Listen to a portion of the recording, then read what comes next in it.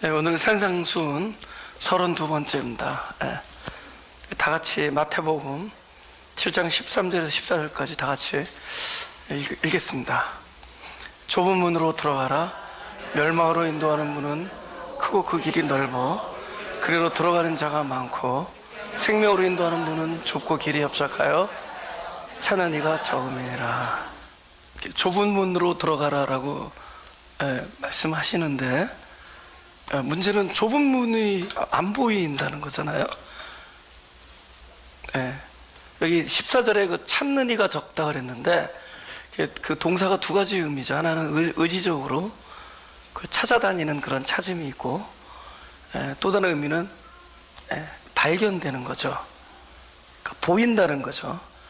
근데 그 생명으로 인도하는 문이 보여지는 사람이 적다는 거예요. 제가 보니까 이제 우리 마가교회가 이제 20년 가까이 됐잖아요. 근데 딱 두 가지 종류의 사람이에요. 말씀이 들리는 사람하고 들리지 아니하는 사람으로 나뉘어집니다. 딱 두 가지예요. 뭐 잘 사느냐 못 사느냐는 계속 변해요. 잘 살다가 또 못 살다가 또 잘 살기도 하고, 그리고 뭐 저 사람이 이쁘냐 안 이쁘냐도 계속 변해요.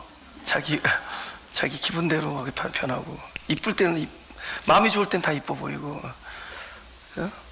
또 건강한 것도 자신할 수 없고, 그죠? 계속 변하잖아요. 그러니까 모든 것 하나가 이렇게 절대적인 게 없는데 딱 이거예요. 복음이 들리느냐, 들리지 않느냐. 근데 그거는 어떻게 안 돼요. 내가 막 들으려고 막 내가 복음이 들려야 되는데 이런 사람 하나도 없어요. 왜냐면은 모든 사람은 다 들린다고 생각하니까. 복음이 안 들리는 사람도 다 자기가 복음을 듣고 있다고 생각해요.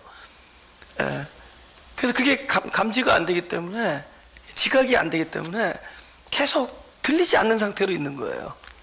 그러니까 소위 생명으로 들리지 않는 겁니다. 생명.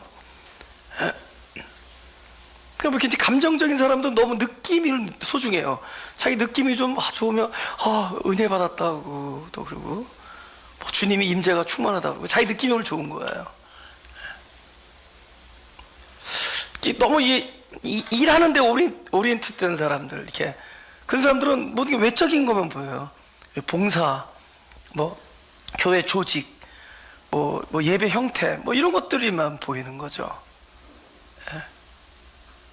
그런 것들이 막 이 교회가 어떻게 운영되고, 뭐 이런 느낌, 뭐 그 다음에 감정, 그 다음에 이런 뭐 규모, 이런 거에 다 그런 거에 관심이 많은데, 근데 어떤 사람에게는 복음이 들리는 거예요. 복음이.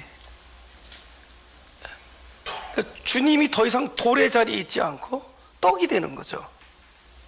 떡이 양식이 되는 거예요. 막 생명이 된다는 거죠. 근데 그게 그렇게 뭐 명확하게 어떤 그 공식이 있는 게 아니에요.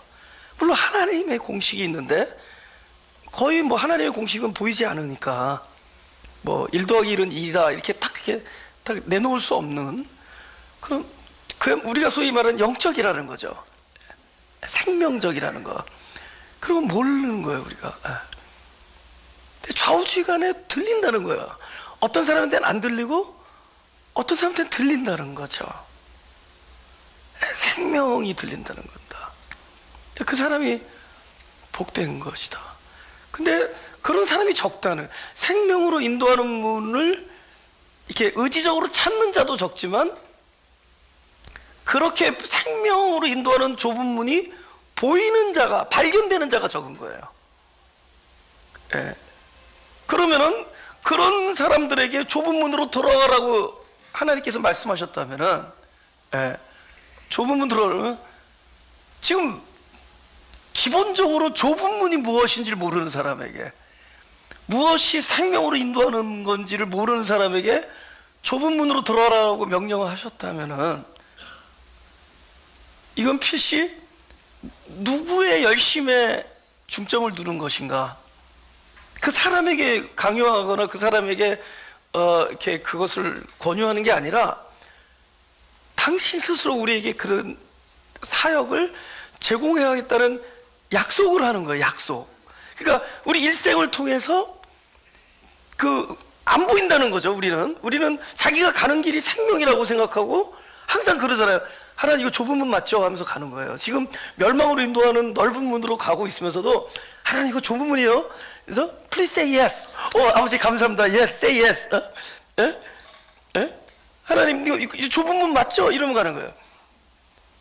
근데 정작 문이 보이지가 않는데 어떻게 좁은 문으로 들어가라고 얘기할 수 있겠나? 그러니까 하나님이 무슨 일을 우리 일생을 통해서 지금 네가 걷고 있는 길이 오히려 생명으로 인도하는 길이 아니라 멸망하는 길이고, 지금 네가 이렇게 원하지 않지만 현재 당하고 있는 일이 너를 생명으로 인도하는 일이라는 것을 우리로 볼 수 있도록 하나님께서 우리 일생을 통하여 개입하셔서 당신의 열심을, 그죠? 하나님의 사역에 대한 열심을 통해 우리로 그것에 눈이 뜨게 만들어 준다는 거죠. 적어도 좁은 문이 무엇인지를 볼 수 있게 하고, 적어도 이것이 나를 살리는 길이라는 것을 볼 수 있게 해주고, 이것이 나를 보호하는 길이라는 걸 알 수 있게 해준다는 거예요. 전에 나를 그렇게 괴롭히던 일이 이것이 나를 살려주는 일이었고, 나를 세우는 일이었고, 나를 이렇게 엎어뜨리려고 하는 일이 결국 나에게 축복을 주시는 하나님의 손길이라는 것을 적어도 우리로 알 수 있게 하나님께서 사역을 하시겠다는 겁니다. 이건 하나님의 약속이에요. 그죠? 우리 그냥 보세요. 딱 듣고 그래, 어려운 길이 생명이야, 좁은 길이야, 글로 들어가야지 해서 들어가지냐고. 우리는 그 와중에도 절대로 우리가 원하는 길을 택하게 돼 있고, 내 구미에 맞는 길과, 그리고 또 그런 것이 생명으로 여겨진데도요, 나를 멸망케 하는 일인데도 불구하고 자기 욕심에 가려서 그게 생명으로 보이고 자꾸 하나님께 컨펌하는 거예요. 맞죠? 이게 생명이죠? 하면서, 그러나 그것이 정작 하나님이 뜻하는 길이 아니라는 것을 우린 지금은 모른다는 거예요. 이건 무엇인가 우리 인생에 일이 벌어져야 내가 변해서 보일 수 있게 되는 거죠. 하나님께서 일을 하셔서 나를 변해서 보게 해준다는 거예요.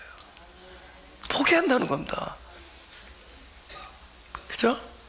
하나님이 우리 인생을 통해서 알게 해주는 거예요. 제가 교회 개척하고 나서 지금하고 그때 안 보이던 게 보이고, 또 그때 보이던 게 안 보입니다. 일단은 그때 보이던 게 안 보이는 건 일단 교회 간판이 잘 안 보여요.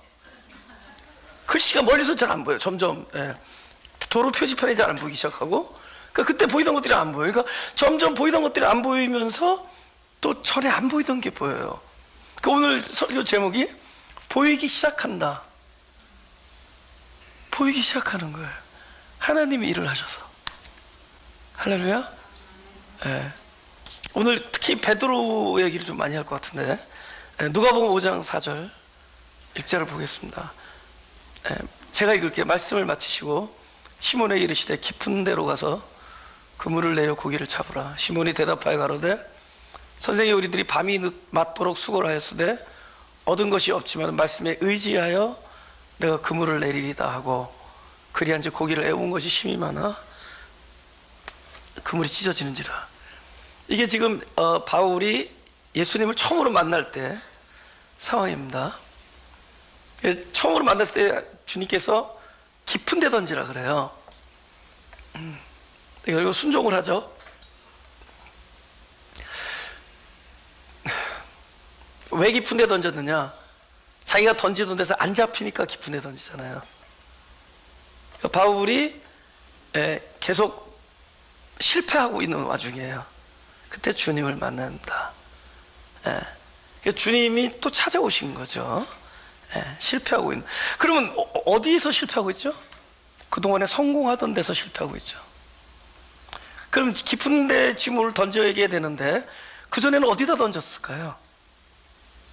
잘 잡히던 데 던졌죠. 그전에는 잘 잡히던, 이건 뭐라 그러죠? 다른 말로 아는 곳을 던지죠. 내가 아는 곳을 던졌죠. 그래서 우리가 그동안의 인생을 살면서 아는 것을 정확하게 하면은 항상 성공합니다. 그죠? 경험상, 이 시간에 날씨가 이럴 때, 물이 이렇게 흐를 때, 어디다 던지면은 잡힌다는 걸 알면서 살아왔죠. 근데 드디어 하나님께서 개입하시면은 잡히던 것이 안 잡히는 날이 옵니다. 분명히 잡히던 데인데, 분명히 잡혔을 텐데, 분명히 아는 곳인데 아는 곳에서 실패를 합니다.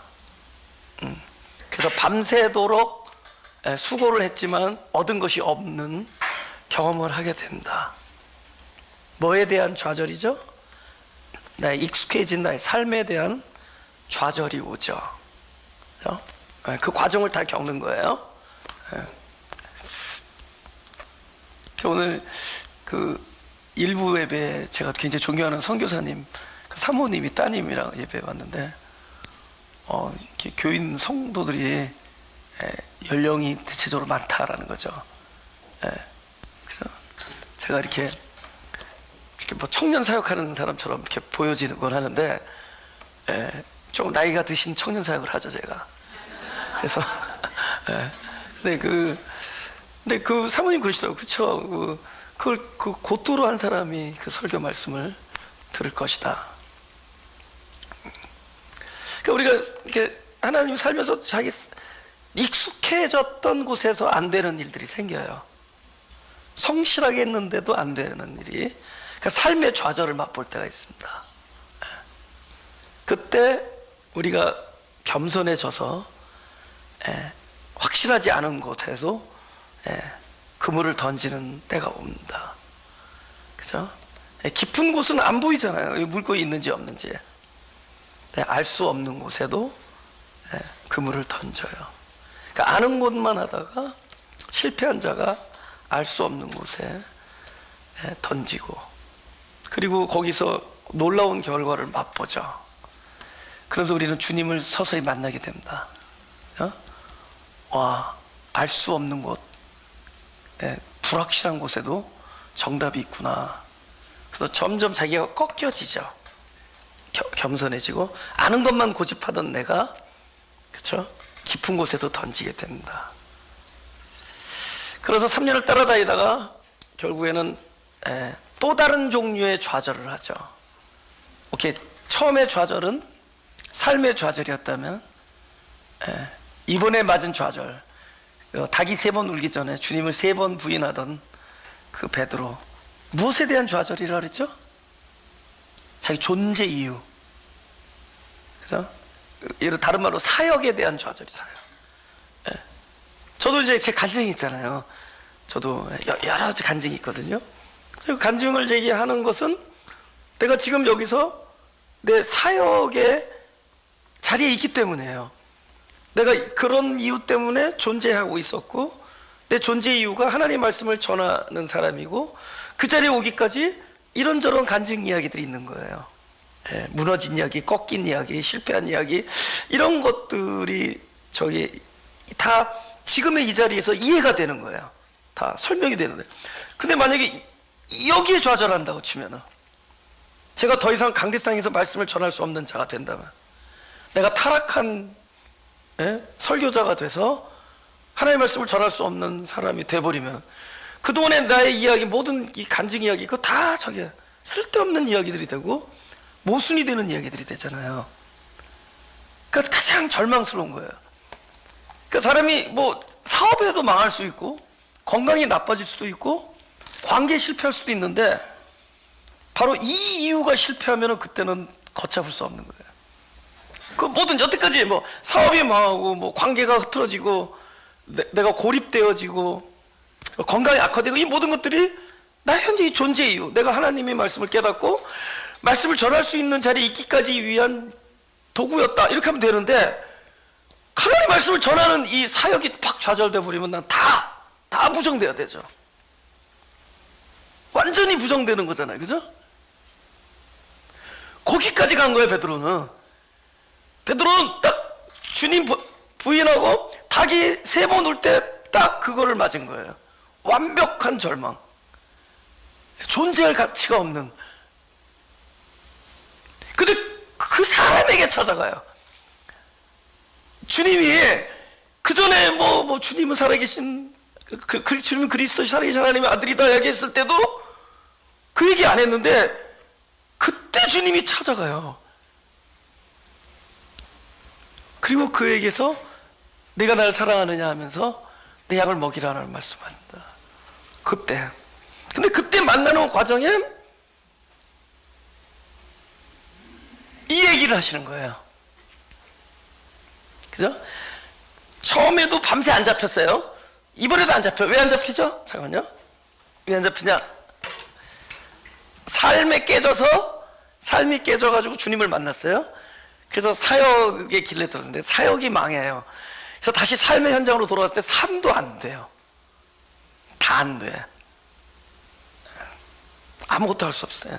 주님이 오셔서 뭐라면 이번에는, 전에는 깊은 데 던지라는데 이번에 어디다 던지자 그러죠? 오른쪽에 던지라. 오른쪽이 어딜까요? 깊은 데는 뭐라 그랬죠? 잡힐까 말까 모르는 데라 그랬죠? 오른편은 어딜까요? 안 잡히는데. 그래서 던져봤을까요? 안 던져봤을까요? 한 번도 안 던져본대. 왜냐면 저기는 아니었으니까. 그럼 오른편은 나의 무슨 대상이죠?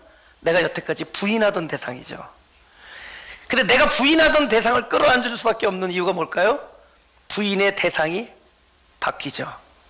내가 부인했지만 이제 누가 부인되죠? 나를 부인하죠. 내가 부인해왔지만 이제는 저 오른편 부인해서 저긴 절대 안 잡혀. 아니야. 아닌 곳이죠. 저 사람은 아니야. 저건 아니야.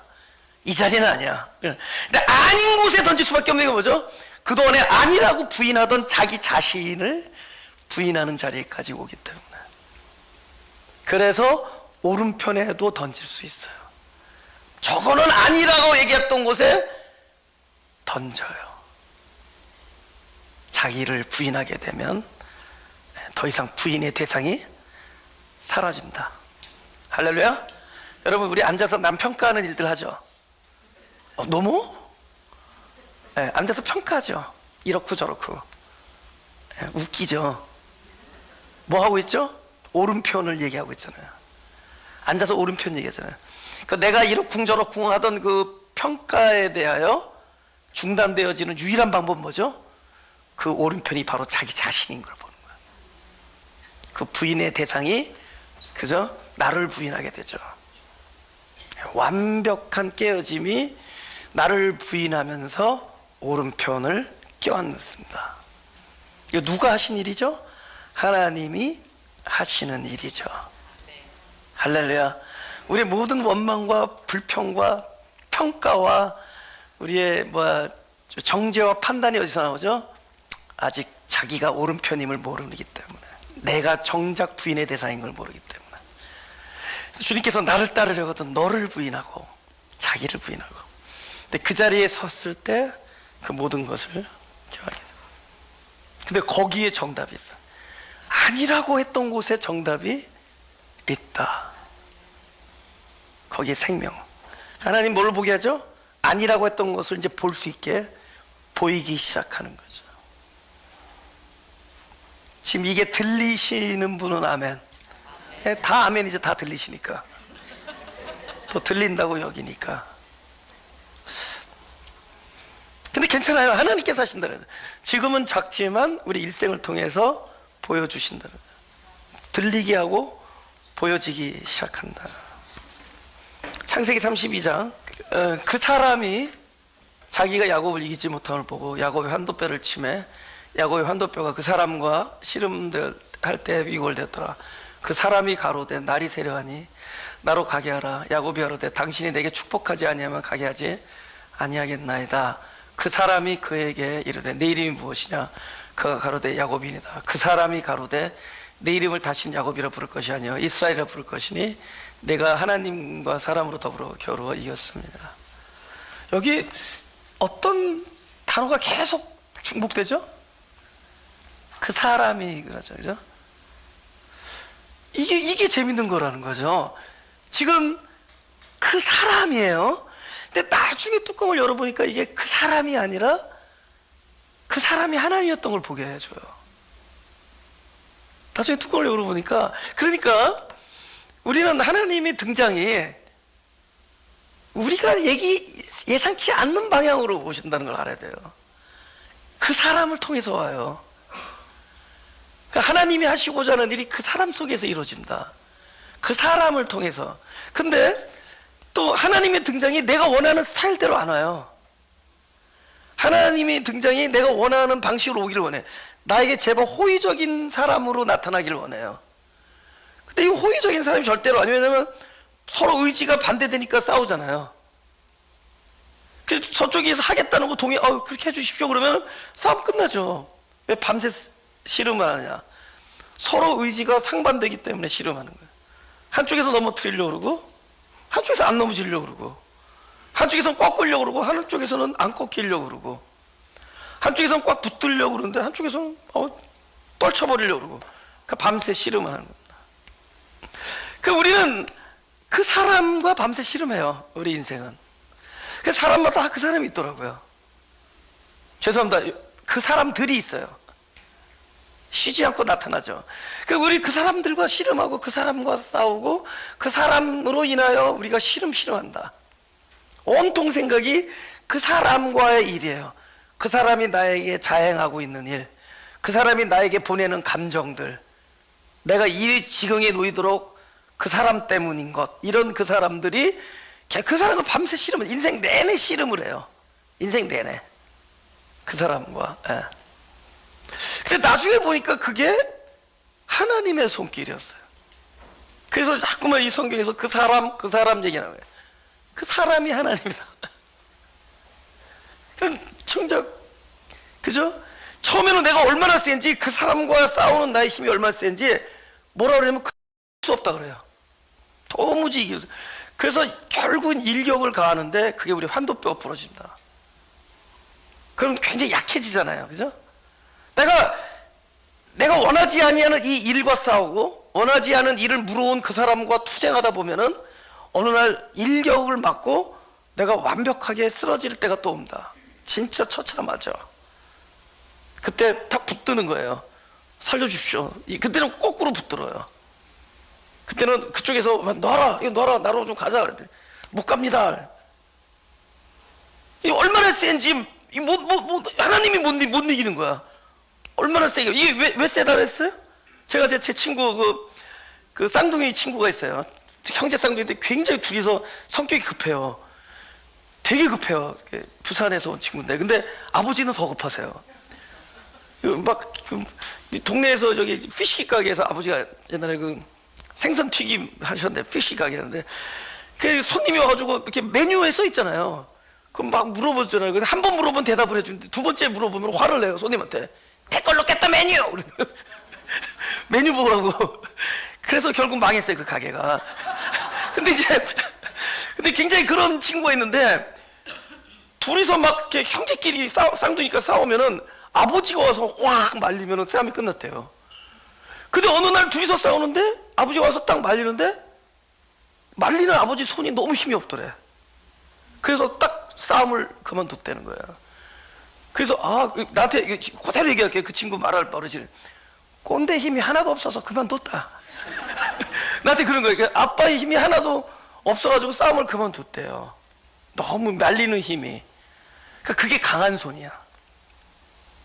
그러니까 우리가 하나님 환도뼈 맞으면은 붙들 힘이 없거든. 힘이 없거든. 그게 가장 강한 손이야. 그래서 놔라 그러면서 일부러 안 놓는 거예요. 나로 가게 하라 그러면서 본인이 안 가. 얼마든지 갈 수 있는데 Please let me go 하면서 사실은 본인이 그 자리에 있는 거야. 너무 불쌍해서. 근데 그 불쌍해질 정도로 패배했단 말이죠. 그 사람과 싸워서 패배했어요. 그러니까 내가 원한 게 안 되는 거야. 그 사람을 떨쳐버리려는데 못 떨쳐버렸고 이 일 때문에 꼬이지 않기로 했는데 완벽하게 꼬였고 부서지고 관계 부서지고 그동안의 관계 좋아졌던 거 없어지고 실망과 원망만 남고 뭐 이런 걸로 다 끝나버려요. 패배. 근데 뭐냐면 그때 하나님께서 뭐냐면 네가 이겼다 그래요. 그러니까 내 경험은 뭐죠? 패배인데 하나님은 이겼다 그래요. 그때부터 이 사람의 이름이 바뀌어요. 하나님이 다스리는 자. 하나님이 통치해요. 이스라엘 하나님, 엘이신 하나님이 통치하는 자가 돼요. 그러니까 완벽한 패배를 통해서 하나님이 나를 다스리는 자가 될 때 그때부터 승리자가 됩니다. 그럼 이 사람은 승리를 무엇을 통해서 얻었죠? 원하지 아니하는 패배를 통해서 승리를 얻게 된다. 그래서 하나님께서 우리 삶에 개입하셔서 계속 패배를 경험해요. 일격을 맞아요. 그죠?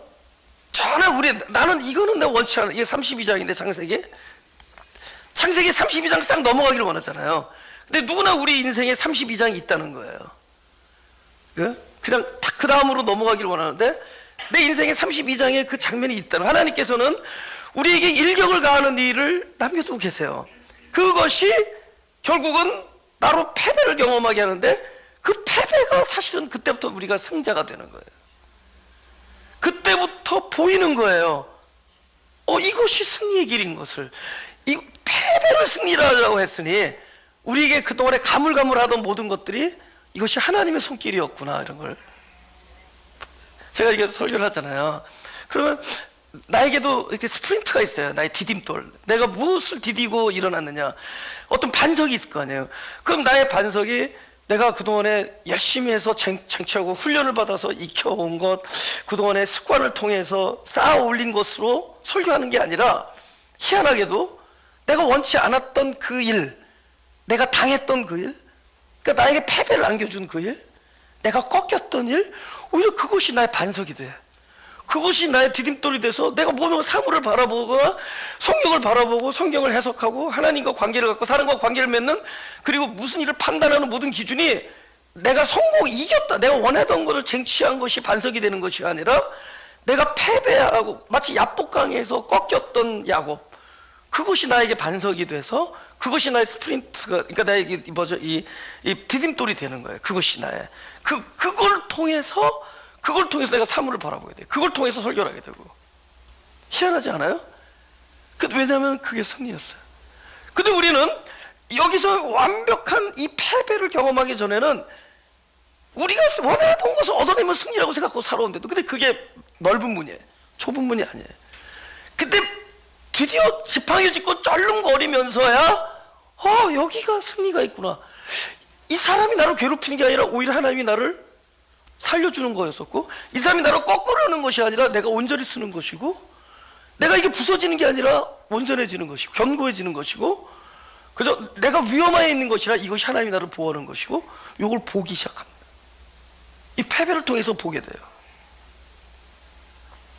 비슷하게라도 겪었다고 여겨지시는 분, 모든 분들 아멘? 아멘이에요. 그걸 통해서 보는 거예요. 하나님이 그걸 통해서 우리가 보도록 만드는 거예요. 생명의 기운을 감지할 수 있게 해주는 거예요. 여러분, 교회 와가지고 그래 좁은 문 들어가자 이러고 갑니까? 100번 들어요. 100번 못 돼요. 10,000번 들어도 못 해요. 그래 좁은 문으로 들어가자. 아니 우리는 그러면서도 뭐냐면 넓은 데로 들어가면서 하나님 그 좁은 문 맞죠? 이러면서 들어간대요. 그 무슨 스킬 만들죠? 자기 자신을 속이는 스킬 만들어요. 이거는 생명이구나 이러면서 가는.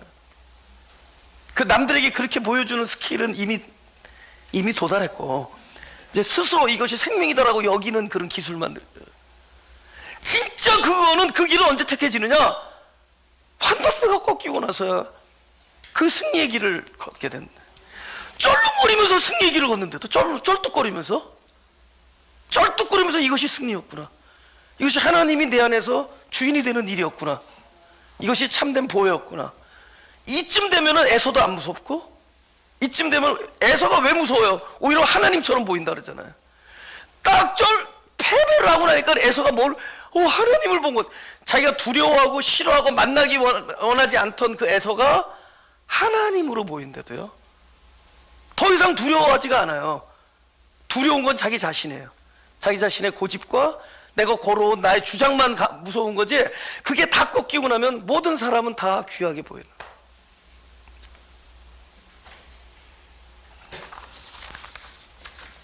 마태복음 14장 15절 17절입니다.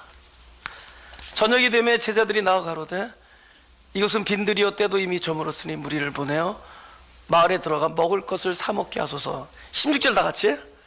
예수께서 가라사대 갈 것 없다. 너희가 먹을 것을 주라.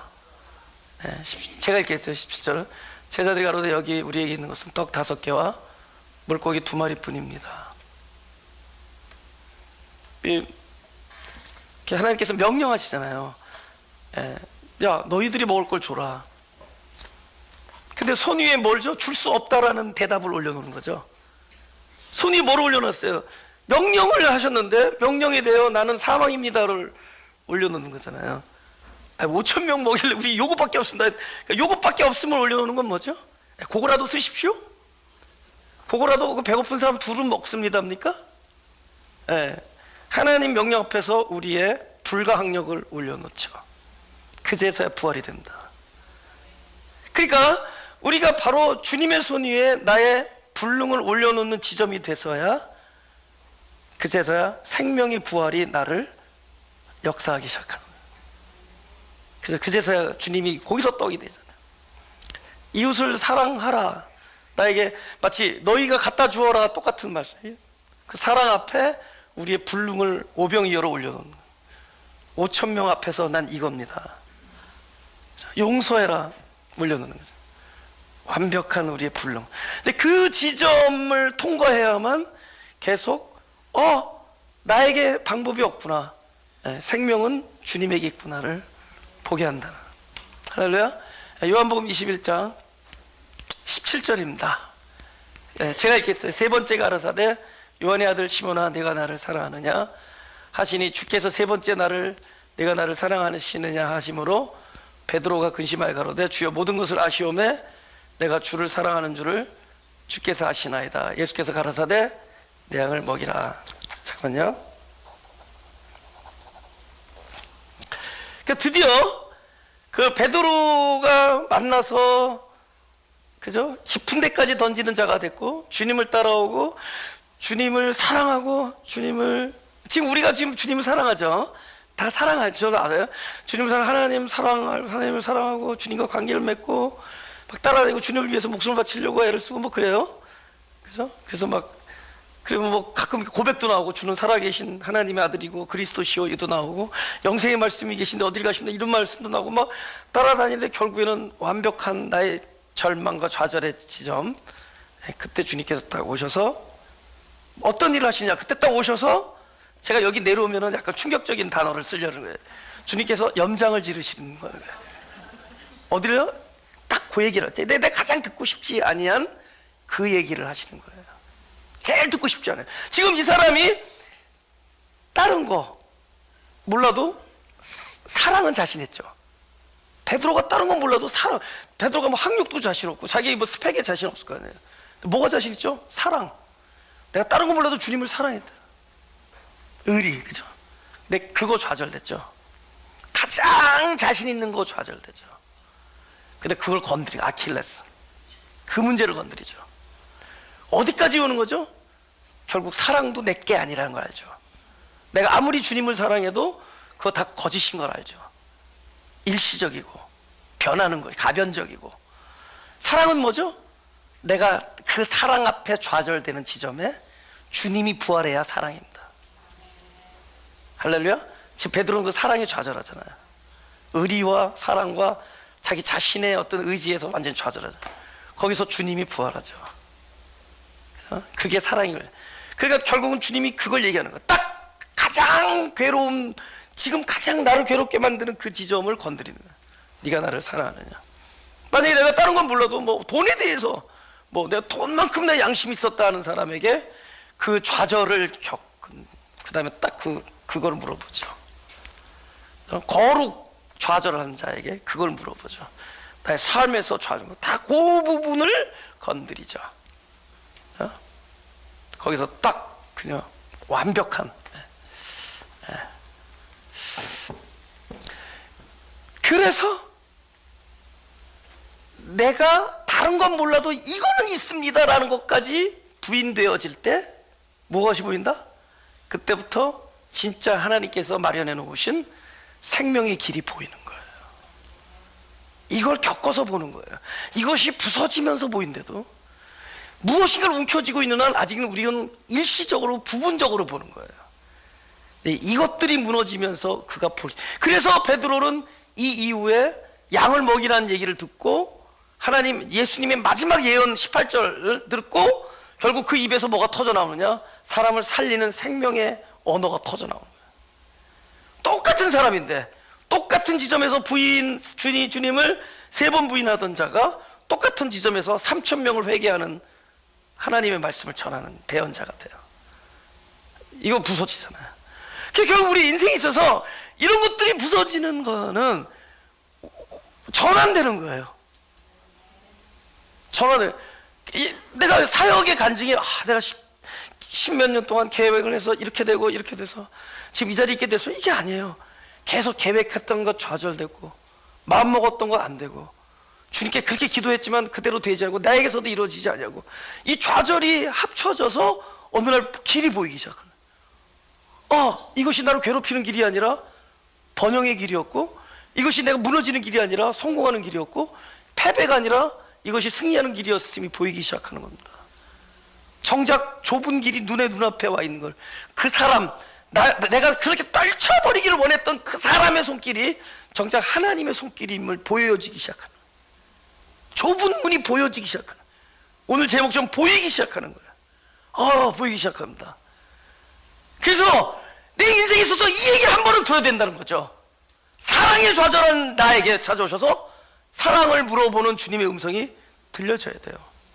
주님 다른 것 말로 이거는 물어보지 마십시오. 야 그것만 물어보고 싶다. 이 얘기는 좀 하지 마십시오. 이거 너무 괴롭습니다. 그 얘기가 너에게 승리고 그 얘기가 너에게 치유다. 그 얘기를 하시는 거예요. 우리가 그 과정을 통해서 환도뼈가 꺾이고 바로 이 날카로운 질문을 통해서 완벽한 죽음과 부활이 거기서 일어나는 거예요. 보이는 거예요. 하나님이 보인다. 생명이 보인다. 할렐루야. 성경 하나는 출애굽기 4장 마태복음 4장 5절 6절 이에 마귀가 예수를 거룩한 성으로 데려다가 성전 꼭대기에 세워요. 그러니까 성전 꼭대기에 세운다는 얘기는 제가 이제 사역자잖아요. 처음에 이제 바닥에 있었는데 내가 점점 올라가요. 올라가면 어떻게 돼요? 내 눈에 이렇게 지경이 넓혀지죠. 올라가니까 시야가 넓어지고 그러니까 뭐 마치 성도들도 많이 생기고 이 설교를 듣는 사람들도 전국 각지에 뭐 전세 여기저기서 많은 사람들이 듣게 되고 또 내 목소리 알아보는 사람들도 자꾸 생기고 또 이 설교를 듣고 은혜 받는 사람 생기고 뭐 하나님 마치 많은 사람을 이렇게 맡겨준 많은 지경을 경지를 허락해 준 것을 보니까 올라가잖아요. 올라가죠. 이렇게 올라가서 드디어 사람들에게 칭송받는 사람의 자리에 가게 되면은 기도가 어떤 기도가 나올까요? 그렇게는 안 하겠지만 기도의 중심이 뭘까요? 하나님 더 이상 아무 일 나쁜 일 그런 거 있잖아요.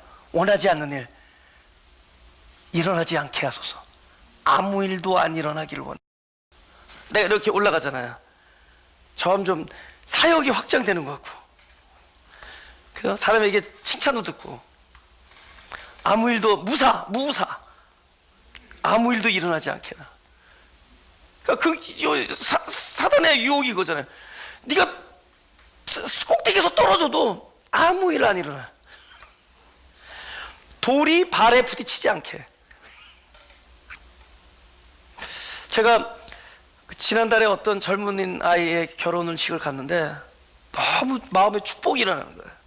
그 결혼식이 너무 이뻤어요. 그 신랑하고 그 신부가 너무 이뻤어요. 그러니까 내가 그 하객석에서 이렇게 손을 조용히 들고 이렇게 축복 기도를 계속해서 축복. 근데 우리들의 축복 기도는 뭐예요? 아무 일도 일어나지 않게 하소서잖아요. 근데 내가 눈물이 나더라고. 솔직히 그 순간에 나도 이런 축복 기도를 받고 결혼을 했어요. 아무 일도 일어나지 않게. 근데 내가 아무 일도 일어나지 않았으면 저는 여기에 있지 않을 겁니다. 그냥 아무 일도 일어나지 않고 그냥 아무개로 살았을 겁니다. 그러니까 나는 그렇게 기도하지만 아마 부모님은 더 그럴 거예요. 아무 일도 일어나지 않게 하소서. 우리가 원하는 축복은 그거잖아요. 아무 일도 일어나지 않게. 지금 너무 좋잖아요. 너무 귀해. 신랑 신부 막 신랑이 신부를 위해서 노래 부르는데 막 눈물이 나더라고요. 진짜 너무 그게 아름다운 결혼식이었어요. 근데 아무 일도 일어나지, 이건 우리의 기도예요. 근데 과연 아무 일도 일어나지 않은 걸 그러면 아무것도 안 변할 거 아니에요. 좌우지단간 무슨 일은 일어날 거 아니에요. 우리는 벽돌을 원한다고요. 벽돌로 집을 쌓으려고 그래요. 성을. 문제가 없어요. 벽돌이니까 탁탁 규격에 맞게 탁탁. 그죠? 근데 하나님은 그거 오히려 허물어뜨려 버려요. 그 다음에 교회를 뭘로? 돌로 만들어. 돌. 여러분 돌로 이 성전을 쌓으려면은 돌들끼리만 내버려두면 안 되죠. 오케이, 아무 일도 안 일어나고 그냥 아무 일도 안 하고 그냥 돌들만 이렇게 쌓아놓으면 어떻게 돼요? 돌이 올라가다가 무너지죠.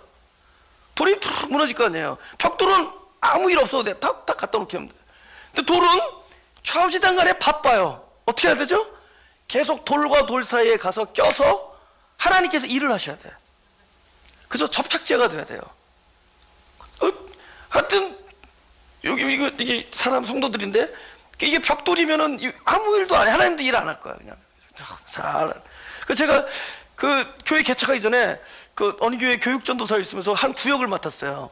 근데 우리 교회 구역식들이 너무 성품들이 좋아. 그러니까 이 구역, 항상 구역에서 문제를 내놓으려는데 딱 돌이켜보면 이 구역의 문제는 나야. 전도사들이 잘 구역의 문제를 내는데 나는 우리 구역에 내놓을 게 없어. 너무 성품도 좋고. 그래서 내가 이런 생각했어. 속으로 내가 교회를 개척하면 이런 사람들이랑 개척하면 얼마나 좋을까. 근데 그 교회가 아니야. 그냥 교제하는 거야 그냥. 그건 교회가 아니에요. 교회는 돌이야. 돌들이 뭐예요? 그래서 이거 하나님께서 일 안 하시면 안 돼요. 계속 일하셔야 돼요.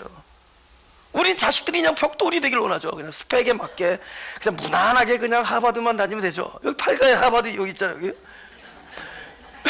그 EM 호발트로 하지 말고 하버드로 다니세요. 여러분의 소원이 이루어지십니다. 그런데 여러분 무난하게 그냥 하면 되잖아요. 하나님 그걸 원치 않아요. 다 돌이야. 이건 하나님 신경을 안 쓰면 안 돼. 그 내가 그 결혼식에서 그런 생각이 들더라고. 이건 그래도 하나님이 함께하는, 하나님 함께하지 않으면 또 안 되고. 그래서 하나님의 뜻이 이루어져야지 부모의 뜻이 이루어져도 안 돼. 보니까 자기 뜻이 이루어지는 것도 아니고 하나님의 뜻이 이루어지는 거야. 하나님이 우리가 그렇게 쌓으려던 벽돌이 무너지고 돌과 돌 사이에서 역사하셔서 우리가 생명 노릇을 하게 된. 예? 또 하나만 더 읽어보죠. 출애굽기 4장 2절에서 4절. 지금 우리가 생각하지 않던 곳에 정답이 있다는 걸 자꾸 제가 예를 드는 거예요. 여호와께서 모세에게 이르시되, 모세입니다. 내 손에 있는 게 무엇냐? 지팡이입니다. 땅에 던지라. 그러니까 뭘로 변하죠? 뱀이 되잖아요. 그러니까 우리가 쥐고 있는 게 사실은 안전한 게 아니라 나를 물어 죽일 수 있는 독이란 걸 보라는 겁니다. 그래서 뱀이에요. 그런데 4절에 다 같이 시작. 여호와께서 모세에게 이르시되 내 손을 내밀어 그 꼬리를 잡으라. 그가 손을 내밀어 잡으니 그 손에서 지팡이가 된지라. 여기는 하나님께서 말씀하시니까 오히려 뱀이 아니라 하나님의 지팡이가 되잖아요. 그런데 왜 하필이면은 꼬리를 무냐는 거죠. 여러분, 뱀에서 제일 위험한 부분이 머리잖아요. 그러니까 머리를 잡아야 되지. 꼬리를 잡으면은 뱀으로 하여금 나를 공격할 수 있는 아주 가장 최적의 이게 되는 거예요. 나를 공격하는. 그죠? 그 온통 독이 입에 모여 있는데, 머리에 모여 있는데 꼬리를 잡은 순간에 나를 공격해 버리잖아요. 나를 공격해 버리잖아요. 그죠? 하나님의 하시는 말씀은 그 머리를 우리 공수부대 훈련하는 거 보면 뱀의 머리를 꽉 잡잖아요. 그죠? 그럼 꼼짝달싹 못해. 근데 꼬리를 잡으라. 지금 나를 위험에 빠뜨리는 분이 하나님이시고 그 내용이 하나님의 말씀인 거를 경험하게 됩니다. 하나님 어떻게 이렇게 이런 위험한 속에 나를 그냥 내버려 둡니까? 어떻게 하나님의 말씀은 나로 하여금 꼬리를 잡으라고요. 근데 그 뭐죠? 하나님의 지팡이. 가장 위험하게 들리는 상황이 가장 안전한 상황이 될 수 있다는 걸 우리는 못 본다는 거죠. 꼬리를 잡고 나서야 보게 돼요. 근데 꼬리를 왜 잡았죠? 초이스 없으면 잡게 돼요. 머리를 집을 수 없는 상황이 되면은 어쩔 수 없이 꼬리를 잡게 돼요. 이 위험하지만 어쩔 수 없이 잡았는데 그것이 정작 위험한 것이 아니란 걸 보게 해줍니다. 지금 사람 모세와 베드로와 야곱을 통해서 하나님이 우리의 삶 속의 현장이 다 이렇게 묘사되고 있는 거예요. 어느 날 나에게 꼬리를 잡으라. 위험합니다. 위험한 것이 아니다. 위험합니다. 하나님 어떻게 위험한 것도 모르세요? 위험한 게 아니다. 근데 어느 날 어쩔 수 없이 꼬리를 들었는데 그것이 하나님의 지팡이. 내가 붙들고 있을 때는 뱀이었는데 오히려 뱀의 꼬리를 잡았더니 지팡이가 돼. 우리는 모르는 거예요. 그러나 패배와 꺾임과 초이스 없음의 지경에 가서야 이것이 생명인 걸 보게 해준다. 보이기 시작한다. 할렐루야. 우리 마지막으로 이 말씀드린 요한복음 21장 18절 읽고 마치겠습니다. 다 같이 시작. 내가 진실로 진실로 내게 이르노니 젊어서는 내가 스스로 띠뛰고 원하는 곳으로 다녔거니와 늙어서는 네 팔을 벌리리니 남이 내게 띠뛰고 원치 아니하는 곳으로 데려가라. 오케이. 요 대답을 잘해 주시면 2부 예배 시간에 어떤 분이 대답을 너무 잘해. 박수 쳐주세요. 오케이. 우리 젊어서는 스스로 했지만 여기선 누가 주인이죠? 남. 젊어서는 원하는 곳으로 갔지만 원치 아니하는 곳이 그죠? 바뀌는 거죠. 우리 인생을 통해서 이렇게 바뀌어가는 거예요. 지금 베드로도 결국 이렇게 바뀌어가는 겁니다. 그죠? 뭐를 통해서? 꺾임과 좌절과 패배를 통하여 바뀌어가는 거예요. 그래서 젊은이에서 스스로에서 남이 나의 주인이 되고 그 다음에 원하는 것에서 원치 아니하는 것. 오케이. 어린아이들은 뭐죠? 두 가지를 많이 부린다 그러죠? 애기들은 두 가지 부리죠. 이게 줄어들어요. 나이가 먹으면서. 몰라, 나이 먹으면서도 계속 이거 부리는 사람들도 있어요. 땡깡. 어린애들 땡깡을 부리죠? 그 땡깡을 왜 부리는 거죠? 원하는 것과의 싸움이에요. 내가 원하는 것을 해야 돼. 근데 부모는 원하는 것을 안 하게 주려니까 그래서 땡깡이 되는 거죠. 전부 내가 원하는 걸 해야 돼. 아이들은 젊어서, 아주 젊어서는. 근데 10이 8이 되고 7이 되고 6이 되고 전부 땡깡이 줄어요. 오케이. 왜 땡깡이 줄죠? 요걸 뭐 해가면서 줄어요? 자기가 원하던 것들을 뭐 해가면서 땡깡이 줄어들어요. 요 단어 어디선가 나왔어요. 내가 원하던 것들을 포기해가라. 내가 원하던 것들을 포기해가면서 내가 땡깡 부리는 게 줄어들어요. 오케이. 왜 포기할까? 도저히 땡깡 부려야 소용이 없음을 인생을 통해서, 이 2살짜리도 2살의 인생을 통해서 아는 거예요. 이 3살짜리도 그 인생을 통해서 이거 땡깡 부려도 안 되는구나를 알아서 포기하죠. 그럼 포기하면 그 다음에 뭐 하죠? 나에게 일어나는 일을 어떻게 한다? 받아들이죠. 포기하면서 받아들여요. 그러면서 성숙해집니다. 점점 포기하면서 받아들이고 포기하면서 받아들이고 점점 땡깡이 10에서 7, 6, 5 급격 땡깡 제로에 딱 들어왔을 때 어디에 놓여있죠? 내가? 관에 들어가 있죠. 그러니까 우리 어디까지 땡깡이 있냐면은 계속 원하는 거를 하다가 원하는 걸 포기하고 받아들이면서 점점 원하는 것을 원치 아니하는 것에 일어나는 일을 원하는 걸 포기하고 원치 아니하는 걸 받아들이고 원하는 걸 포기하고 원치 않는 걸 받아들이다 보니까 나중에 가장 중요한 걸 받아들이는데 하나님의 결정을 받아들이는 게 죽음이에요. 제가 평소 때 까불어도 유일하게 까불지 않는 데가 장례 예배. 근데 내가 왜 그러냐면 거기 가면 나도 너무 심각해져요. 장례 예배 가면 어떻게 하면 여기에 나도 있을 거야. 지금은 내가 뭐 주례를 하고 집도를 하고 막 이렇게 하지만 저 관에 나도 들어가 있을 거예요. 근데 거기까지 가기 무엇을 하느냐? 우리는 계속 원하던 것과의 싸움이야. 근데 언젠가 원하던 걸 포기하고 원하지 아니한 걸 받아들이고 원하는 걸 포기하고 원하지 않은 걸 받아들이면서 가는 거야. 어떤 사람이 능동에서 피동의 삶으로. 근데 이것이 가장 건강한 삶이라. 생명이라는 거래요. 왜냐하면 정답이 원하는 곳에 있지 아니하고 하나님이 원하는 곳에. 하나님이 원하는 것이 내가 원치 아니하는 거기 때문에 인생 내내 씨름하지만 그 패배를 통하여 참된 승리, 정답이 거기 있음을 보게 돼. 받아들이니까 보게 된다고요. 우리가 아직 정답을 모르면 안 받아들이는데도 뭐가 이렇게 교만한지, 뭐가 이렇게 우리가 잘난지, 왜 남 얘기하고 있냐고. 받아들이지 않잖아 지금. 근데 이게 자기를 부인하면서 받아들이지, 오른편도 던진대도 저건 아니야, 저 사람은 아니고, 이건 아니야, 이 교리는 아니고, 이 설명도 아니고, 이 성경도 아니고, 이 해석도 아니고, 이런 것들이 중요하지 않대도요. 안 중요하지 않, 그러니까 정작 내가 그렇게 소중하게 여겼던 이것이 사실은 흙이었음을 알게 돼요. 이게 아무것도, 이것이 생명인 줄 알고 이것만 얘기했는데, 여러분 우리가 설교할 때 제가 점점 복음 이겁니다 이런 얘기 안 하잖아요.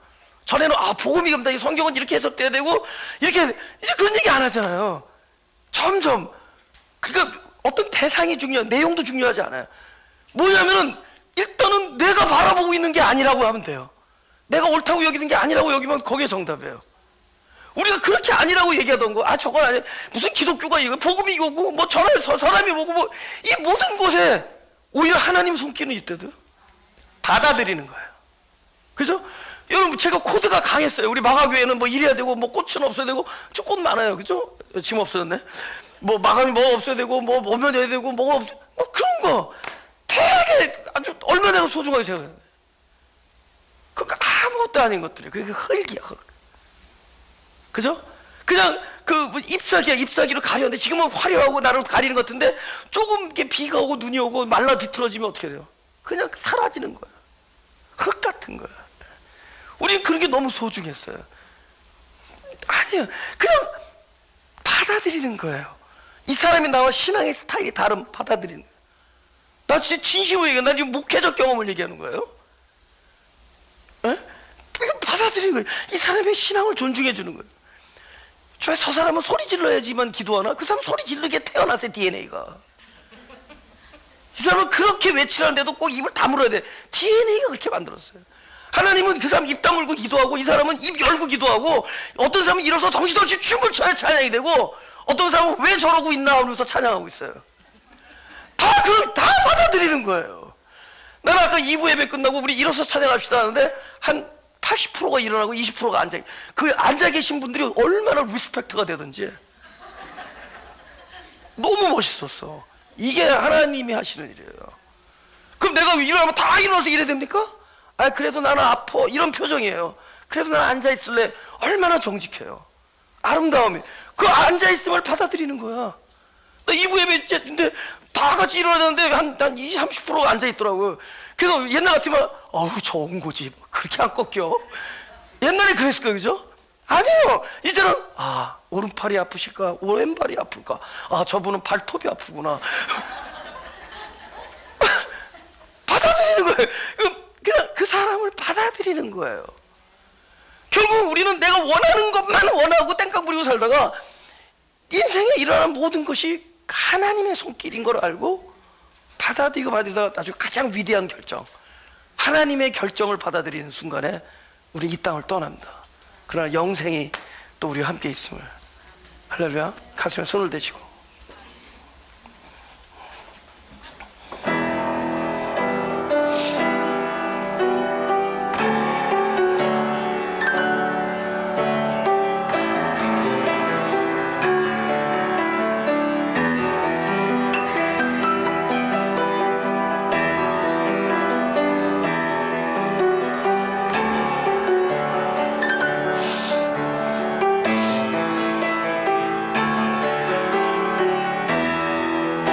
어린 양의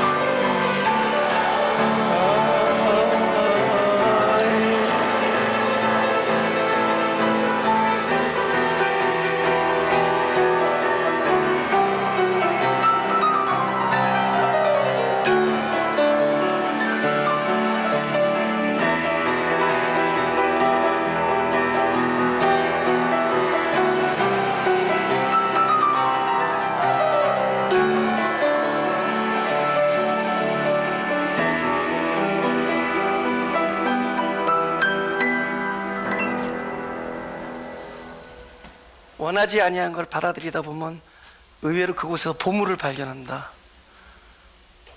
그리고 그렇게 우리가 적대하던 사람을 관용하다 보면은 그 사람 안에서 보물을 또 보게 돼요. 저도 조금 경험을 통해서 제가 말씀드립니다. 능동이 아니라 피동의 삶이에요. 그래서 예수님이 십자가가 받아들인 거잖아요. 아버지의 결정을. 그것이 승리가 되잖아요. 그러니까 우리도 바로 그 자리가 있다는 거죠. 야복강이 십자가의 자리고, 그죠? 패배를 받아들이고, 그 다음에 닭이 3번 울던 그 자리가, 통곡하던 그 자리가 어쩌면 나의 십자가의 자리가 될 수 있어요. 그것이 승리의 자리가 되죠. 새벽이 오잖아요. 그죠? 나는 캄캄했지만 새벽이 오고, 그 다음에 그 모든 걸 받아들이는 그 자리가 그곳의 생명, 그것이 좁은 문이었고, 그것이 우리의 생명으로 인도하는 길이었다는 보이기 시작합니다. 할렐루야. 기도하겠습니다. 그동안에 나를 괴롭히던 그 사람이 오히려 하나님께서 나를 축복을 주시는, 나에게 복을 주시는 하나님의 손길인 것을 알게 해주시니 감사합니다. 그렇게 위험하게 느껴지던 그 지점이 사실 내가 승리하는 지점임을 보게 해주시니 감사합니다. 가장 두려운 그곳이 가장 안전한 곳이고 하나님께서 나를 보호하시는 곳임을 보게 해주시니 감사합니다. 꺾이고 부서지고 패배하는 이 자리가 바로 승리의 지점이고 이스라엘이라는 이름이 주어지는 자리임을 알게 해주시니 감사합니다. 도무지 내가 원하지 아니하던 그곳에 오히려 생명과 승리가 숨어 있음을, 오히려 평화와 참된 안식과 기쁨이 그곳에 있음을 우리에게 보여주시니 감사합니다. 이제 우리가 보는 것으로 살게 하지 아니하시고 하나님께서 당신의 사역을 통하여 우리의 눈을 열어 생명의 길이 보여지는 그때 우리가 이것이 승리요, 이것이 하나님께서 주시는 최고의 선물임을 고백하는 자리가 되게 하여 주옵소서. 감사드리며 예수님의 이름으로 기도드렸습니다.